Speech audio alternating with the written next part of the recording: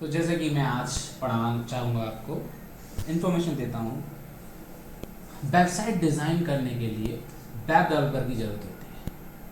Web developer means website को develop करने वाला। वेबसाइट को डेवलप करने के लिए डेवलपर्स अलग टाइप के होते हैं। जैसे अगर फ्रंट की बात की है तो front end developer, back end developer, full stack developer. तो फुल स्टैक डेवलपर जो होता है वो फ्रंट एंड और बैक एंड दोनों को मिलाकर होता है।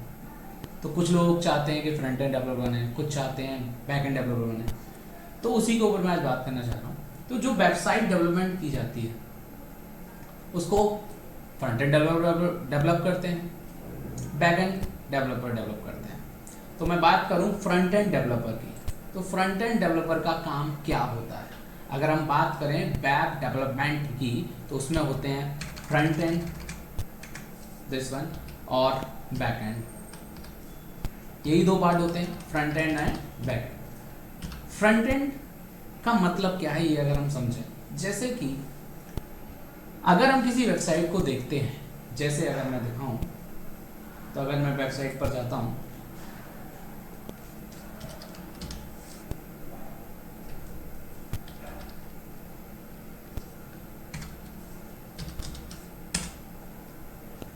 ये एक वेबसाइट है,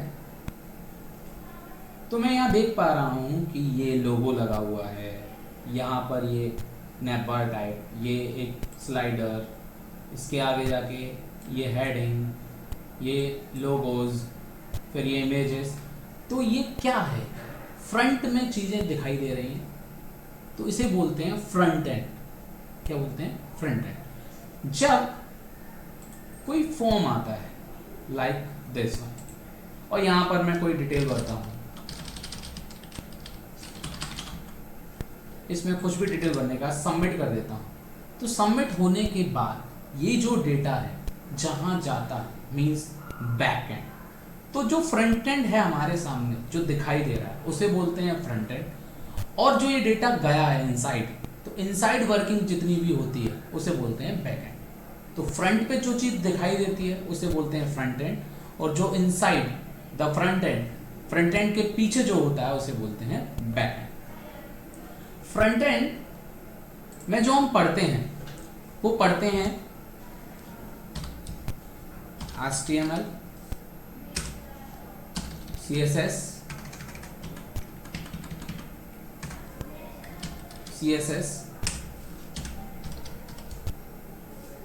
bootstrap, JavaScript,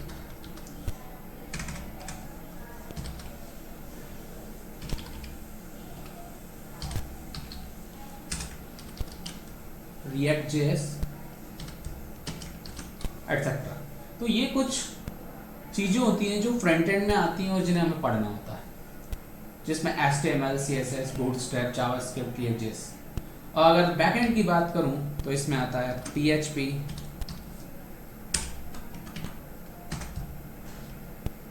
Node.js, sorry MySQL, Node.js etcetera. तो फ्रंट एंड में आता है HTML, CSS, bootstrap, JavaScript, react JS, and back and में आता है PHP, MySQL, Node.js। अगर मैं बात करूं फ्रंट एंड में, तो फ्रंट एंड में जो HTML है उसका क्या काम होता है। अगर आप एक अपनी जनरल लाइफ में जाएं तो HTML का काम जो होता है वो होता है स्ट्रक्चर क्रिएट करना। व्हाट? स्ट्रक्चर क्रिएट करना। तो HTML का काम होता है स्ट्रक्चर वाला। अब स्ट्रक्चर क्या होता है इसको समझने के लिए हम अपनी जनरल लाइफ में जाते हैं, जैसे अपनी बॉडी में अगर सबसे पहले देखा जाए तो बोन्स होती है, हड्डी। जैसे ये वाला हिस्सा पैर के लिए, हाथ के लिए, लेग के लिए बोन, स्कल के लिए बोन, शोल्डर के लिए बोन। तो ये एक स्ट्रक्चर तैयार किया गया बोन्स के द्वारा। ऐसे ही अगर दूसरा एग्जांपल लिया जाए तो जब हम अपने घर को बनाते हैं तो उसमें भी एक स्ट्रक्चर तैयार करते हैं, लाइक जो बेस तैयार होता है, नींव बोलते हैं, जैसे कि ये बेडरूम का एरिया होगा, ये बाथरूम का एरिया होगा, ये डाइनिंग रूम होगा, ये स्टेयर्स वाला एरिया होगा। तो वहाँ पर भी हम स्ट्रक्चर तैयार करते हैं। तो स्ट्रक्चर तैयार करता है हमारा HTML, किसका? वेबसाइट का। तो वेबसाइट पर कहाँ पर बटन होगा, कहाँ पर लिस्ट होगी, कहाँ पर इमेज होगी, कहाँ ये सेक्शन होगा, तो ये सब कौन करवाता है? HTML करवाता है। तो HTML का काम होता है स्ट्रक्चर को तैयार करना। तो हमारे जनरल लाइफ में जब मैंने बताया आपको कि बोन्स स्ट्रक्चर तैयार कर देती हैं, स्ट्रक्चर तैयार हो गया, अगर हम सिर्फ बोन्स पर ही होते तो कैसे दिखाई देते? अजीब दिखाई देते। तो उसको संवारने के लिए, सुंदर बनाने के लिए, ब्यूटीफाई करने के लिए मसल्स का यूज किया गया। मसल्स, मास इस पर डाला गया, उसके बाद स्किन लेयर डाली गई और उस पर कलर लगाया गया, ब्लैक, ब्राउन, वाइट, सबको डिफरेंशिएट किया गया। तो इससे क्या हुआ? सुंदरता बढ़ी। तो ऐसे ही HTML जब स्ट्रक्चर तैयार कर देता है तो उस स्ट्रक्चर को ब्यूटीफाई करने के लिए हम CSS को यूज करते हैं। यानी जब हमारा स्ट्रक्चर तैयार हो जाता है तो जो CSS है वो उसको ब्यूटीफुल बनाने में काम लाई जाती है।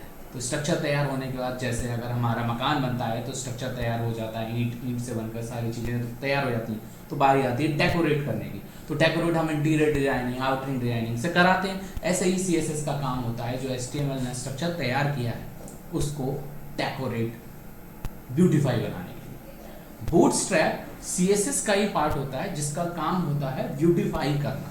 बूटस्ट्रैप कह सकते हैं आप रेडीमेड खाना है या रेडीमेड चीज है, बस लानी है और खानी है सीधी। यानी इसका काम भी डेकोरेटिव यानी ब्यूटीफाई करने का होता है। यानी HTML को ये भी ब्यूटीफाई करने के लिए काम में आती है।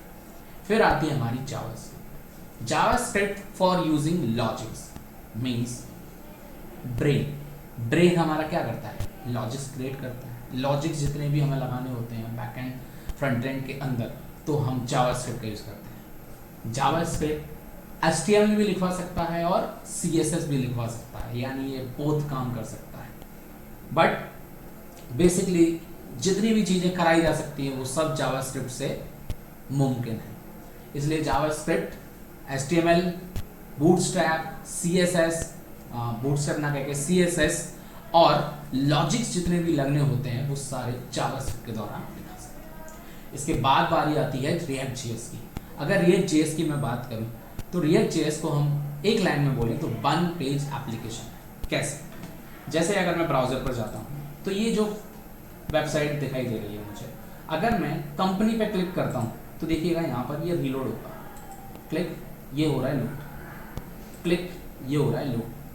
तो इस लोडिंग टाइम से हो क्या रहा है एक्चुअली कि मैं अगर इस पर क्लिक कर रहा हूं तो क्लिक करने से एक रिक्वेस्ट जाती है सर्वर पर, देन वहां से रिस्पॉन्स आता है जिसमें लगता है टाइम। उस टाइम को बचाने के लिए React.js में वेबसाइट बनाई गई जो कि एक बार में सारी चीजों को लाकर हमारे ब्राउजर पर रखता है, ब्राउजर पर लाके रख लेता है। जिस चीज की हमें जरूरत होती है एट दैट टाइम वो हमें दे देता है और मिल जाती है, जिससे पेज रीलोड नहीं होता है। ओके, इसके बाद बात करते हैं बैकएंड। बैकएंड में जितना भी डेटाबेस कनेक्टिविटी, डेटाबेस का एनवायरनमेंट देने का काम होता है बैकएंड में PHP, MySQL, Node.js का।